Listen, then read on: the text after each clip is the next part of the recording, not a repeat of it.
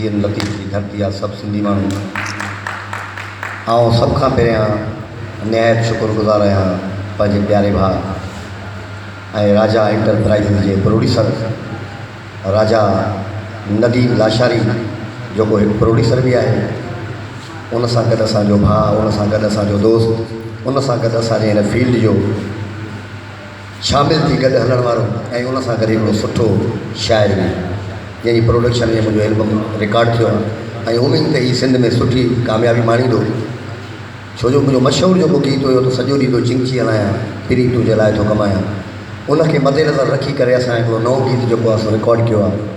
त असां ड्राइवर रक्षण वारा ऐं उमेद त उहो बि सुठी कामयाबी सिंध में माणींदो ऐं आउं निहायत शुक्रगुज़ार आहियां पंहिंजे प्यारनि भाइरनि जो जेके परे परे खां कई आया आहिनि ख़ासि तौर ते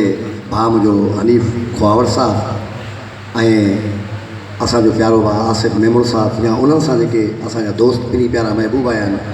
शाइर ख़ादिम चिंजड़ी साहब अकरम लाशारी साहब ऐं ख़ासि तौर ते नवाब शाह खां मुंहिंजा दोस्त आया आहिनि असांजो ग़ुलाम फरीद ऐं मोहम्मद सलीम जेके पिण हिन प्रोग्राम में कई आहिनि ऐं ख़ासि तौर ते वॾियूं महिरबानियूं असांजो हाकिम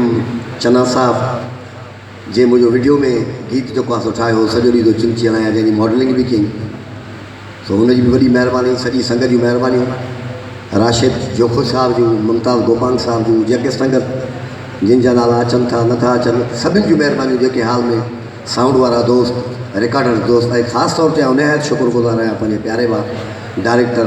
राजा रबानी साहब जो जेको बहितरीनु डायरेक्टर ऐं हीअ जेको असांजे प्रोग्राम जी जेका बि अरेंज आहे सॼी जेको आहे सो राजा रबानी साहब कई आहे ऐं हीअ फुल HD शो आहे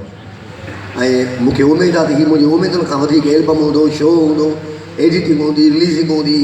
जेको कुझु बि हूंदो उमेदुनि खां वधीक हूंदो इनशाला वॾियूं महिरबानियूं पंहिंजे शो जी शुरूआति था कयूं तव्हां दोस्तनि जूं महिरबानियूं जेकॾहिं को दोस्त नाले खण में रहिजी वियो आहे त जेको आहे सो आउं मज़रत ख़्वाह आहियां